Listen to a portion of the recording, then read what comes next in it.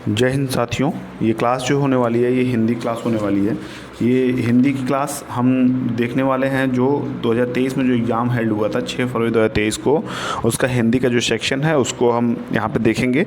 जो हिंदी का गद्यांश था पहले उस गद्यांश को पढ़ते हैं और 15 क्वेश्चन जो आपके गद्यांश आए थे उन गद्यांश को थोड़ा तैयार करते हैं। उसके बाद जो है हिंदी व्याकरण क्वेश्चन को भी हम देखेंगे। तो पहले हम हिंदी गद्यांश के जो क्वेश्चन हैं उनको देख लेते हैं कि कैसे प्रश्न आपसे पूछे जा सकते हैं। तो बहुत ही सिंपल है, बहुत ज़्यादा इस पर सोचने वाली बात है। हिंदी आप तो उम्मीद है मुझे आप अगर थोड़ी सी तैयारी अच्छी करें तो हिंदी 30 पे 30 पा सकते हैं। तो थोड़ी सी तैयारी अच्छी करिए और थोड़ा इंक्रीज़ करिए अपने स्टडी को, अपने टाइमिंग को। तो चलिए पहला को ये जो गद्यांश है इसको पढ़ते हैं। देखिए निर्देश दिया हुआ है कि 1 से 9 तक के जो क्वेश्चन है इस गद्यांश से रहेंगे। निम्नलिखित गद्यांश को पढ़कर पूछे गए प्रश्नों के सही और सबसे उपयुक्त उत्तर वाले विकल्प को चुनिए। साहस की ज़िंदगी, अब देखिए यहाँ से आपको शुरू हुआ है। साहस की ज़िंदगी सबसे बड़ी ज़िंदगी होती है। ऐसी ज़िंदगी की सबसे बड़ी पहचान यह है कि वह बिल्कुल निडर, बिल्कुल बेखौफ होती है। साहसी मनुष्य की पहली पहचान यह है कि वह इस बात की चिंता नहीं करता है कि तमाशा देखने वाले लोग उसके बारे में क्या सोच रहे हैं। जमानत की उपेक्षा, ये जमानत की जगह जमानत की उपेक्षा करके जीने वाला आदमी, सॉरी जनमत है, जमानत सब निकल गया मुझसे।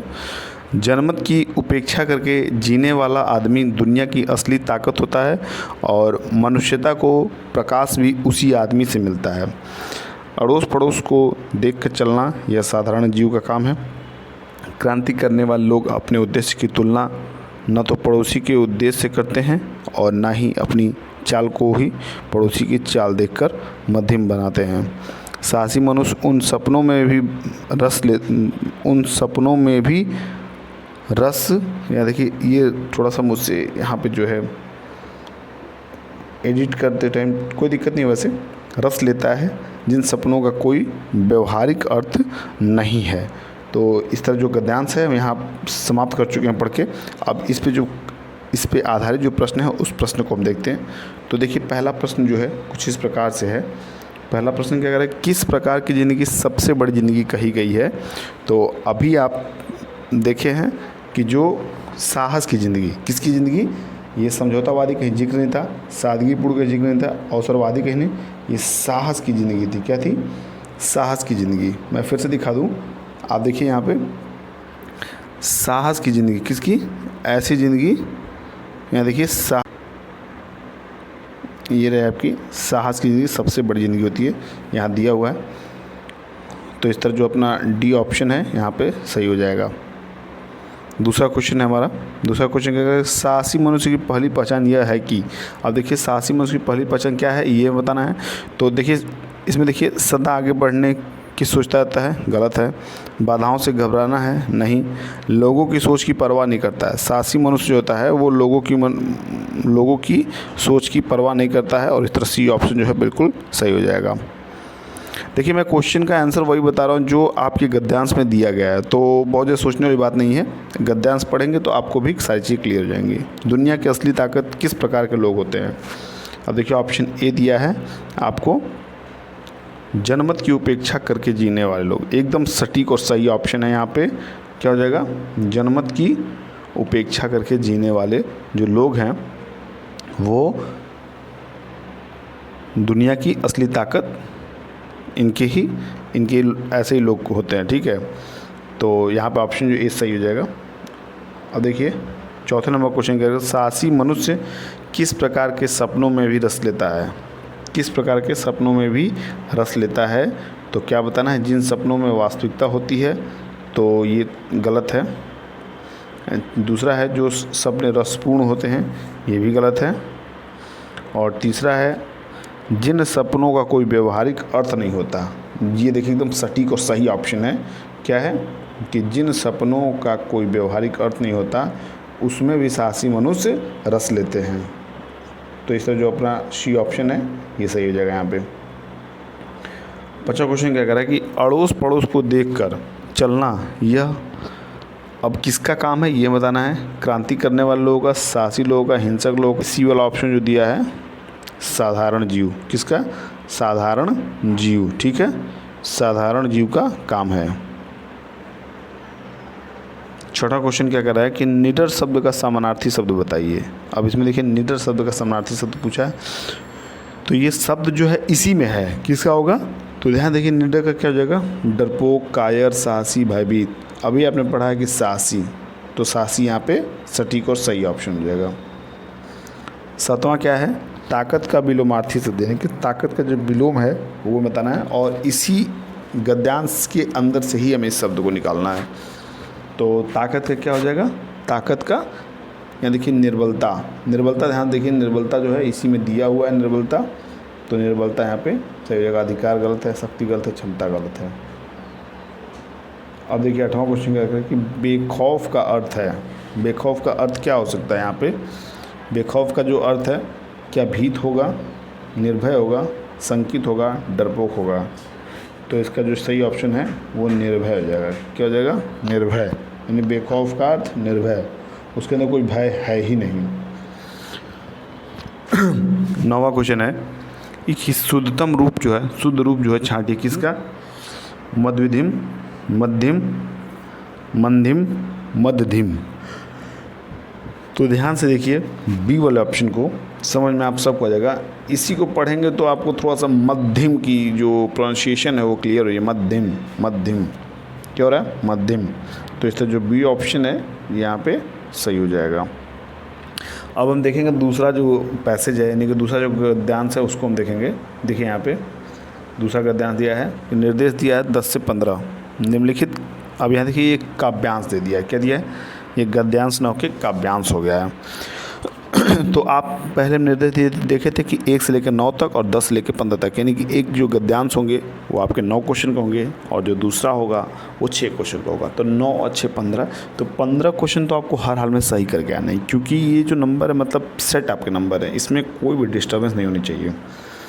तो क्या करें? निम्नलिखित काव्यांश को पढ़कर पूछेगा प्रश्न को, ये सेम चीज़ वही लिखा हुआ है।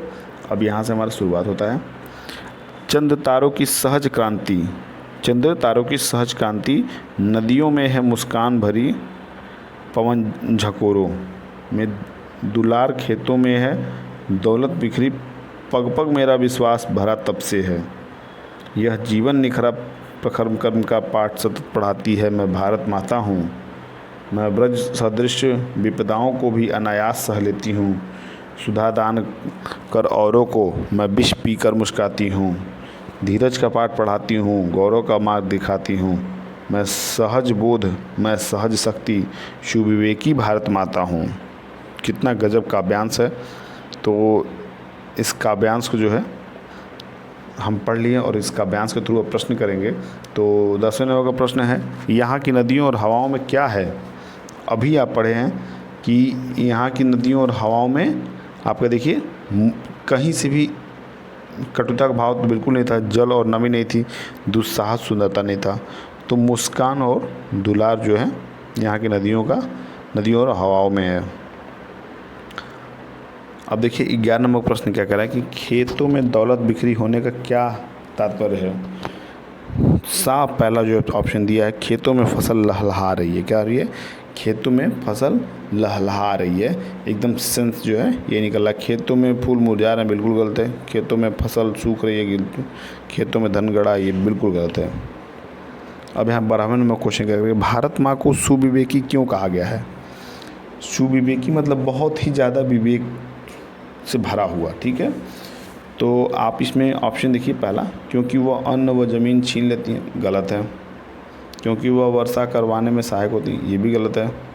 क्योंकि वह धैर्य व गौरव का पाठ पढ़ती, क्या बात है। ये जो ऑप्शन है ये देखते ही हमें अपने काव्यांश से मैच कर रहा है और इसी को टिक करेंगे हम, यही सही है। देखिए यहाँ पे डी ऑप्शन क्या कर रहा है, क्योंकि वह सुधा पीकर मुस्कुराती हैं। कहाँ से सुधा? इसमें बात हुई था जब विष पीकर, तो सुधा कहाँ से आ जाएगा? तो ऐसे ही आपको एग्जामिनर जो है क्वेश्चन दे के आपको भड़काना चाहेगा, आपको डी कंसंट्रेशन करना चाहेगा, तो आप बिल्कुल मत होइएगा। आप अपना फोकस अपने काव्यांश पर रखिएगा, अपने गद्यांश पर रखिएगा। अगर आपका गद्यांश जो है उसके अर्थ को आप समझ लिए क्लियरली, तो आपको कोई नहीं भड़का सकता है, कोई नहीं आपके हटा सकता है आपके क्वेश्चन करने के तरीक़ों से। तो 13 नंबर क्वेश्चन क्या कर रहा है, किसके पग में विश्वास भरा है? खेतों के, बागों के, मनुष्यों के, भारत माता के। जो विश्वास है वो भारत माता के पग में भरा हुआ है। अब 14 नंबर क्वेश्चन क्या कर रहा है कि चंद तारों सी सहज कांति पंक्ति में निहित अलंकार है। देखिए ना, चंद तारों सी सहज कांति। अब इसमें जो है कह रहा है कि पंक्ति में कौन सा अलंकार जो है वो निहित है, इसको बताना है। यमक है, रूपक है, उपमा है, अनुप्रास है। तो इसमें क्या हो जाएगा, इसमें देखिए ध्यान से, इसमें जो उपमा है, क्या है, उपमा, ध्यान देखिए, उपमा बी वाला ऑप्शन है, थोड़ा ऊपर नीचे हो गया। उपमा अलंकार क्या कहती है कि जब एक वस्तु की तुलना या समता यानी कि समानता दिखाती है दूसरी वस्तु से की जाए, वहाँ उपमा अलंकार होता है। जैसे एक लाइन में और बताना चाहूँगा, राधा रति के समान सुंदरी है। राधा जो है रति के समान सुंदरी है। तो इसमें भी क्या है, तुलना है, एक वस्तु की तुलना या समता दूसरी वस्तु से की गई है। जैसे चंद तारों सी सहज कांति। अब चंद तारों की तरह क्या है, सहज कांति, तो कुछ उसी तरह यहाँ भी बात हुई है, तुलना हुई है। तो यहाँ पे क्या हो जाएगा, जो बी ऑप्शन है आपका सही हो जाएगा। और इस सीरीज का, इस क्लास का आखिरी क्वेश्चन, प्रखर का अर्थ नहीं है, क्या नहीं है, प्रचंड, तीक्ष्ण, कुशाग्र, सहनशील। तो जो डी ऑप्शन है, ध्यान देखिए, सहनशील। प्रखर का अर्थ क्या नहीं है, प्रचंड तो है ही, होगा, और तीक्ष्ण भी होगा, कुशाग्र भी होगा। तो जो नहीं होगा वो सहनशील नहीं होगा। तो इस तरह जो क्लास है हिंदी की यहाँ समाप्त होती है। मुझे उम्मीद है ये क्लास आपको बहुत अच्छी लगी, क्योंकि मैंने जो जिस तरीके से आपको बताया है कि गद्यांश और काव्यांश को देख के किस तरह क्वेश्चन सॉल्व करने हैं, तो अच्छा लगा क्लास आपको तो बिल्कुल क्लास को लाइक करिएगा और चैनल को जरूर सब्सक्राइब करिएगा और ज़्यादा से ज़्यादा क्लास को जो है शेयर करिए, ताकि मुझे भी सपोर्ट आपका इंडिविजुअली ना होके मिलता रहे। तो मुझे भी थोड़ा अच्छा लगेगा कि मैं मेहनत कर रहा हूँ तो मुझे भी उसका जो है परिणाम जो है मिल रहा है, एक सपोर्ट जो है वो बना है आप लोगों का। तो चलिए फिर अगले क्लास में मिलते हैं, तब तक के लिए पढ़ते रहिए, मस्त रहिए, बाय बाय, टेक केयर।